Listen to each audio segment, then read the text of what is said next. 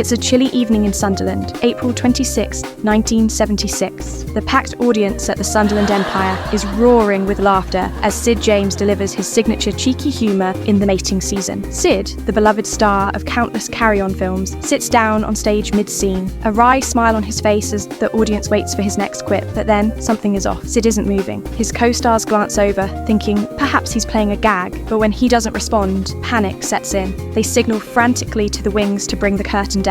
"Is there a doctor in the house?" someone calls out, and the audience erupts in laughter, thinking it's all part of the act. Tragically, it isn't. Sid James has suffered a massive heart attack on stage, and despite efforts to save him, he's pronounced dead shortly afterward. He was 62 years old. 17 years later, on June 11, 1993, another legend of the carry-on films, Bernard Bresslaw, is backstage in Regent's Park preparing for a performance of Shakespeare's The Taming of the Shrew. Bernard has made a seamless transition to the stage after his carry-on fame, and tonight is just another step in the career he loves. But moments before he's due to go on, tragedy strikes. Bernard collapses in the green room, suffering a fatal heart attack. Just like Sid, Bernard was doing what he loved most right until the end. Sid James and Bernard Bresslaw, two icons of British comedy who shared the screen in some of the most beloved carry-on films. Their on-screen chemistry was undeniable, and their comedic timing remains legendary. In this video, we'll revisit the highlights of their incredible careers, take a look at their personal lives, and reflect on the poignant parallels in the final moments of their lives. Let's start where they shone the brightest, on screen. The carry-on films were known for their ensemble casts, but certain pairings stood out, and Sid and Bernard were one of those unforgettable duos. Take Carry-On Camping, for instance. Sid plays Sid Boggle, a scheming, mischievous rogue trying to enjoy a risque getaway at a nudist camp. Bernard, as the bumbling and well-meaning Bernie Lugg, is his perfect sidekick. Their dynamic is electric, Sid's quick wit and confident swagger, bouncing beautifully off Bernard's slower, wide-eyed innocence. The tent-pitching scene is a standout. Sid's barking instructions while Bernie manages to get hopelessly tangled up in ropes. It's pure slapstick genius. Then there's Carry on Matron. Sid, as the ringleader of a gang planning to steal a hospital stash of birth control pills, is every bit the charming schemer. Bernard, as his hapless accomplice, once again provides a foil for Sid's sharp comedic instincts. Watching Bernard stumble through the chaos while Sid somehow keeps the plan alive makes for some of the funniest moments in the film. Their energy and chemistry made them one of the most memorable duos in the entire series. Off-screen though, Sid and Bernard couldn't have been more different. Sid James was born Solomon Joel Cohen in South Africa.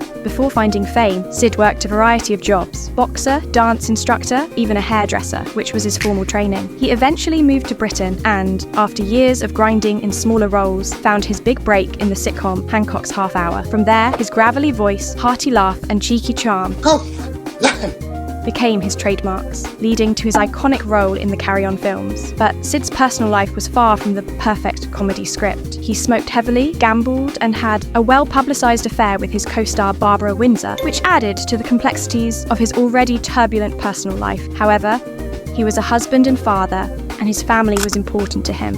Bernard Bresslaw, on the other hand, was a gentle giant. Born in London, he stood an imposing 6 feet 7 inches, which often dictated the type of roles he was cast in: lumbering, simple-minded characters in the carry-on films. But in real life, Bernard was incredibly intelligent and cultured. He trained at RADA, had a deep love of literature, and was especially passionate about Shakespeare. Bernard was a devoted family man, deeply in love with his wife, Betty, and proud of his children. Despite his size and on-screen buffoonery, those who knew Bernard described him as kind, humble, and warm, a far cry from the characters he so often played. By the 1970s, the carry-on films had started to decline, but Sid and Bernard continued working. Sid, ever the workaholic, threw himself into TV and stage performances, but his grueling schedule, combined with a heart attack in 1967 that should have been a wake-up call, took its toll. In the weeks leading up to his death, Sid was performing 8 shows a week in the mating season, a punishing schedule for a man with a history of heart problems. When he collapsed on stage that April night, it shocked audiences and colleagues alike. Even his co-star, Olga Lowe, initially thought it was part of the act. It was only when the curtain came down and attempts to revive him failed